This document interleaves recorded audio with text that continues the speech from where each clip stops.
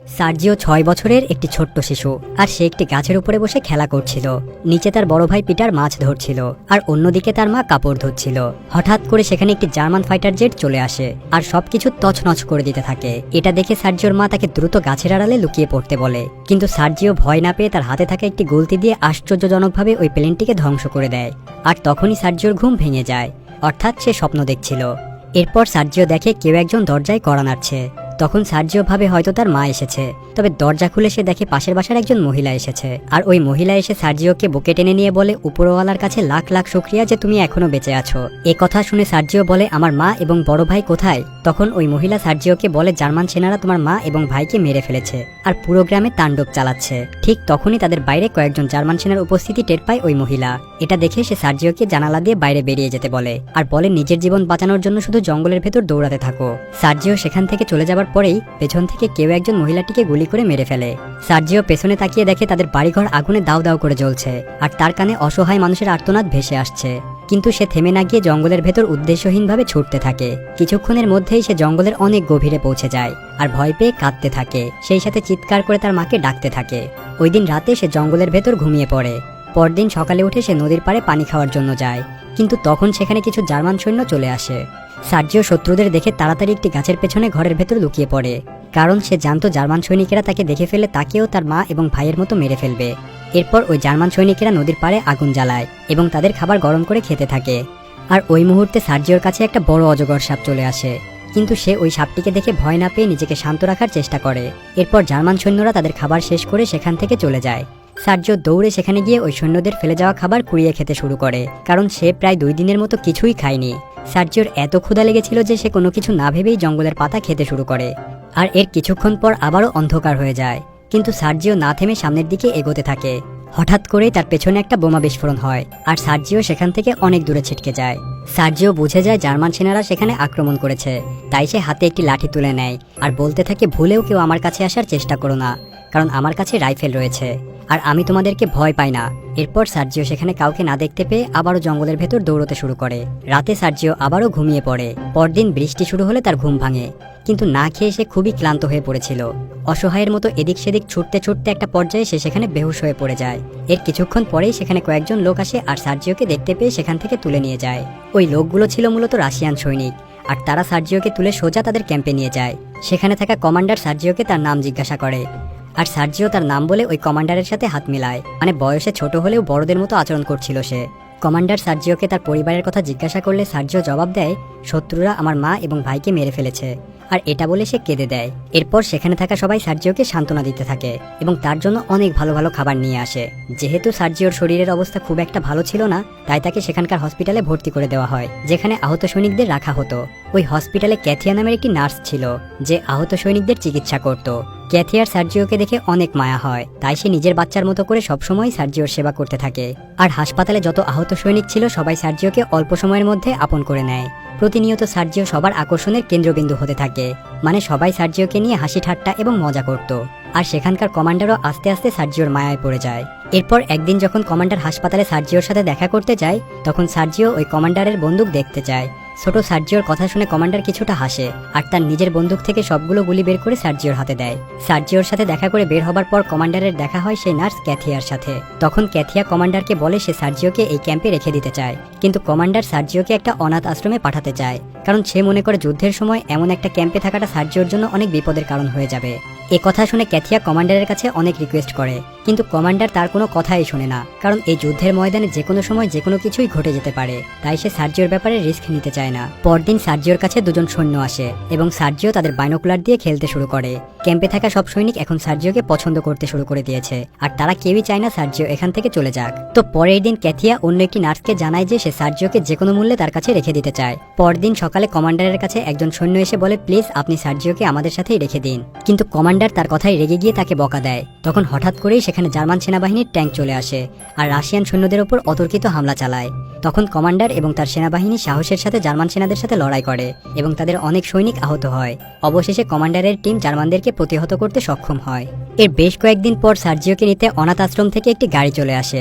তখন ক্যাথিয়া সার্জিওকে কমান্ডারের হাতে তুলে দিয়ে নীরবে সেখান থেকে চলে যায়, কারণ সে সার্জিওকে এতটাই ভালোবাসে যে সে দাঁড়িয়ে থেকে সার্জিওর চলে যাওয়া সহ্য করতে পারবে না। এরপর কমান্ডার সার্জিওকে পাশে বসিয়ে তার সাথে কথা বলতে থাকে, তবে সে সার্জিওর চোখের দিকে তাকাতে পারছিল না, কারণ সে ভীষণভাবে সার্জিওর মায়ায় পড়ে গিয়েছিল। কমান্ডার নিজেও চাচ্ছিল যেন সার্জিও তাদের সাথেই থেকে যায়, কিন্তু সার্জিওর ভবিষ্যতের কথা চিন্তা করে সে তাকে অনাথ আশ্রমে পাঠাতে বাধ্য হয়েছিল। এরপর কমান্ডার সার্জিওর হাতে একটি কাঠের বন্দুক দেয়। ওই কাঠের বন্দুক টিপে সার্জিও খুশি হয় আর কমান্ডারকে জড়িয়ে ধরে। এটা দেখে কমান্ডারের মন আরো গলে যায় এবং সে সার্জিওকে প্রশ্ন করে, তুমি কি আমার ছেলে হবে? এটা শুনে সার্জিও সঙ্গে সঙ্গে হ্যাঁ বলে দেয়। আর এরপর কমান্ডার ওই অনাথ আশ্রমের চিঠিটা ছিঁড়ে ফেলে, কারণ এখন থেকে সার্জিও সবসময় তার কাছেই থাকবে।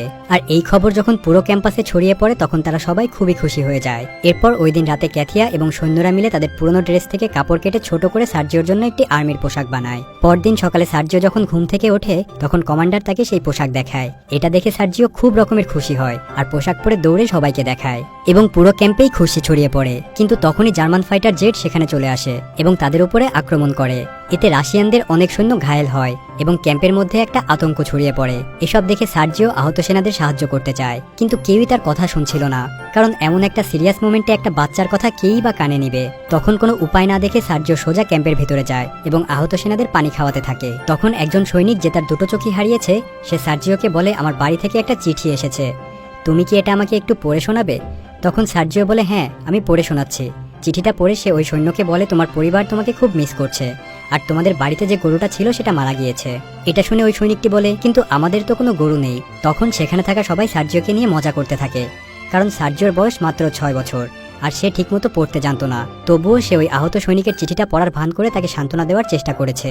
তবে তার এমন অদ্ভুত কর্মকাণ্ড দেখে সবাই খুবই আনন্দ পায়। এরপর সে ওইখানে থাকা সব সেনাদের কাছে যায় আর তাদের চিঠি পড়ে তাদেরকে এমন এমন কথা শোনাতে থাকে যা ওই চিঠিতে লেখা হয়নি। তবে তার এমন অদ্ভুত কর্মকাণ্ড দেখে সবাই খুবই আনন্দ পায়।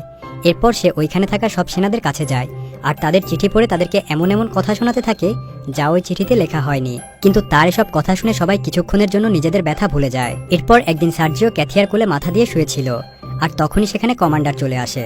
তখন কমান্ডার ক্যাথিয়াকে কিছু একটা বলতে চেয়েও বলতে পারছিল না। মূলত কমান্ডার ক্যাথিয়াকে পছন্দ করত, কিন্তু সে কখনোই ক্যাথিয়াকে তার ভালোবাসার কথা বলতে পারেনি। আর আজকেও সে ব্যর্থ হয়, মানে যখনই সে তার ভালোবাসার কথা প্রকাশ করতে চায় তখনই তার কথা বলার শক্তি কেমন যেন উধাও হয়ে যায়। এরপর সার্জিও সেখানে দাঁড়িয়ে বড়দের মতো শেভিং করতে থাকে আর তার এমন কাণ্ড দেখে সেখানে থাকা সব সৈনিকরাই হাসতে থাকে আর সবাই তাকে জিজ্ঞাসা করে, তুমি কি প্রেম করতে কিংবা ডেটিং এ যাচ্ছ নাকি? এটা শুনে সার্জিও বলে, সৈনিকেরা কখনো ডেটিং এ যায় না, তারা কেবলমাত্র যুদ্ধে যায়। এটা শুনে সবাই তাকে সেলুট করে। এরপর একদিন কমান্ডার তার সেনাবাহিনীকে নিয়ে মিটিং করছিল আর তখনই সেখানে সার্জিও চলে আসে আর একজন প্রাপ্তবয়স্ক সেনার মতো সালাম দিয়ে কমান্ডারকে বলে, আমার কি কোনো কাজ আছে স্যার? কথা শুনে কমান্ডার তাকে একটি কাজ দেয় আর সেটা হলো সৈনিকদের বাড়ি থেকে যেসব চিঠি আসে সেগুলো সৈন্যদের কাছে ঠিকমতো পৌঁছে দেওয়া। এরপর কমান্ডার সার্জিওর কাছে যায় আর তার গালে একটা কাটা দাগ দেখে জিজ্ঞাসা করে, তোমার এখানে কি হয়েছে? জবাবে সার্জিও বলে, শেভ করার সময় কেটে গিয়েছে হয়তো। আসলেই গতদিন শেভ করার সময় কমান্ডারের ওই একই জায়গা কেটে গিয়েছিল আর তাই সার্জিও তাকে অনুসরণ করার চেষ্টা করেছে। এটা দেখে সেখানে থাকা সবাই হাসতে থাকে।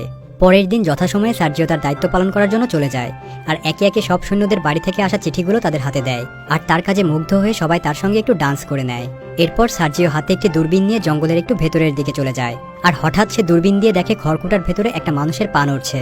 এটা দেখে সে দ্রুত কমান্ডারের কাছে চলে যায় আর তারা কথা শুনে সেখানে পৌঁছে দুজন জার্মান গোয়েন্দাকে ধরে ফেলে আর সার্জিও তার সাহসের সম্মান পায় আর কমান্ডারের চোখে একজন ভালো সৈনিক হয়ে যায়। আর ওই রাতেই কমান্ডারের কাছে সার্জিওকে অ্যাডাপশন করার চিঠি চলে আসে, অর্থাৎ অফিসিয়ালি বা সরকারিভাবে সে এখন থেকে সার্জিওর বাবা। এরপর সার্জিও আর কমান্ডার ক্যাথিয়ার কাছে যাওয়ার চেষ্টা করলে তারা দুজনে দূর থেকে দেখে ক্যাথিয়া অন্য কারোর সাথে কথা বলছে, অর্থাৎ সে হয়তো অন্য কাউকে ভালোবাসে। মূলত কমান্ডার যেটা ভাবে বাস্তব চিত্র সেটা ছিল না। তারপরেও সে ক্যাথিয়াকে ভুল বুঝে সেখান থেকে চলে যায়। তো এরপর আবারও তাদের ক্যাম্পে জার্মান সৈন্যরা আক্রমণ করে। এটা দেখে কমান্ডার সার্জিওকে বলে, তুমি এখানেই বসে থাকো, কোথাও যাবে না। আর সে ওখানেই বসে পড়ে। তবে কিছুক্ষণ পর সার্জিও দেখে যুদ্ধে ক্ষতিগ্রস্ত হয়ে ফোনের লাইন কেটে গিয়েছে আর এই কারণে কমান্ডার কন্ট্রোল অফিসে যোগাযোগ করে আরো সৈন্য পাঠানোর আবেদন করতে পারছে না। কমান্ডার একজন সৈনিককে পাঠায় টেলিফোনের লাইন ঠিক করার জন্য আর সার্জিও ওই সৈন্যের পিছনে পিছনে যায়, কিন্তু কিছু দূর যাওয়ার পরেই সেই সৈনিক আহত হয়ে যায় আর তাকে আহত দেখে সার্জিও বলে, কিভাবে তার ঠিক করতে হবে আমাকে বলে দাও। তখন ওই সৈনিক সার্জিওকে বলে, এই দুটি তার জোড়া লাগিয়ে দিলেই টেলিফোন কানেকশন ঠিক হয়ে যাবে। সার্জিও সৈনিকের কথা মতো তার জোড়া লাগিয়ে দেয় আর টেলিফোনের কানেকশন ঠিক হয়ে যায়। এর মাধ্যমে সার্জিও আবারও প্রমাণ করে দেয় যে সে একটা সাহসী বাচ্চা। এরপর সার্জিও দৌড়ে ক্যাথিয়ার কাছে যায় আর বলে কমান্ডার অনেক অসুস্থ হয়ে পড়েছে, তাই সে কিছুই খেতে পারছে না। এই কথা শুনে ক্যাথিয়া দৌড়ে কমান্ডারের কাছে যায়, কিন্তু গিয়ে দেখে সে সম্পূর্ণ সুস্থ। মূলত সার্জিও জানতো যে কমান্ডার এবং ক্যাথিয়া একে অপরকে পছন্দ করে, তাই সে দুষ্টুমি করে এমনটা করেছে যাতে তাদের দুজনের সম্পর্কটা একটু সামনের দিকে এগোয়। সার্জিওর বুদ্ধিটা একেবারে কাজে লেগে যায়। কমান্ডার ক্যাথিয়াকে বলে, তুমি কি সার্জিওর মা হবে? তখন ক্যাথিয়া মুচকি হেসে বলে হ্যাঁ। তো এরপর সেখানকার সব সেনারা দল বেঁধে অন্য একটি ক্যাম্পে যাওয়ার জন্য যাত্রা শুরু করে আর সার্জিওকে তাদের সাথে নিয়ে যায়। কিন্তু কিছু দূর যাওয়ার পর জার্মান সেনাদের পেতে রাখা একটি মাইন বিস্ফোরণ হয় আর বেশ কয়েকজন সৈন্য আহত হয়, আর তখন কমান্ডারও বেশ আহত হয়। এরপর তারা কোনো মতে তাদের গন্তব্যে গিয়ে পৌঁছায় আর উপরের র্যাঙ্কে থাকা জেনারেলের সাথে কথা বলে। তখন সার্জিও সেখানে গিয়ে উপস্থিত হয় আর তাদের দুজনকে স্যালুট করে বলে, আজকে কি আমার কোনো মিশন রয়েছে? জবাবে কমান্ডার বলে, সকল সৈন্যদেরকে একটি লাইনে দাঁড় করিয়ে কার জুতা ছিঁড়ে গিয়েছে এবং কার কার খাবার লাগবে তার একটি লিস্ট তৈরি করে নিয়ে আসো। সার্জিও কমান্ডারের দেওয়া দায়িত্ব পালন করে আর সবার একটা লিস্ট তৈরি করে তাদের কাছে নিয়ে আসে। এরপর সেখানে থাকা জেনারেলকে উদ্দেশ্য করে সার্জিও বলে, আপনি দয়া করে আমার বাবা এবং ক্যাথিয়ার বিয়ের পারমিশন দিন। এ কথা শুনে তারা দুজনেই হাসতে থাকে। এরপর সার্জিওকে একজন সৈনিকের মতো ব্যাজ পরিয়ে দেওয়া হয়, অর্থাৎ সম্মাননা দেওয়া হয়। এটা দেখে সবাই খুব খুশি হয় এবং পুরা ক্যাম্পে সবার মধ্যে আনন্দ ছড়িয়ে পড়ে। অর্থাৎ এ পর্যন্ত যতগুলো আক্রমণ হয়েছে সেগুলোর থেকে অনেক বেশি ভয়ানক ছিল এই আক্রমণটি। তখন সার্জিও দেখতে পায় তার বাবা অর্থাৎ কমান্ডার ভারী কিছু একটার নিচে চাপা পড়ে আছে। সে দ্রুত গিয়ে অন্য সৈনিকদের খবর দেয় আর তারা এসে কমান্ডারকে উদ্ধার করে। আর ওই দিনের যুদ্ধে তাদের ক্যাম্পের ভয়াবহ ক্ষতি হয়ে যায়। পরদিন সার্জিও তার বাবার সাথে দেখা করতে আসে আর তার এমন করুণ অবস্থা দেখে কান্না করতে থাকে। এটা দেখে কমান্ডার তাকে বলে, সাহসীরা কখনো কাঁদে না। এরপর সার্জিও, কমান্ডার আর ক্যাথিও আবারও ওই ক্যাম্প ছেড়ে অন্য কোনো গন্তব্যের উদ্দেশ্যে বেরিয়ে পড়ে। তারা তিনজন চিরদিনের মতো এক হয়ে যায় আর সার্জিও তার বাকিটা জীবন ক্যাথিয়া এবং কমান্ডারের কাছে বড় হয়।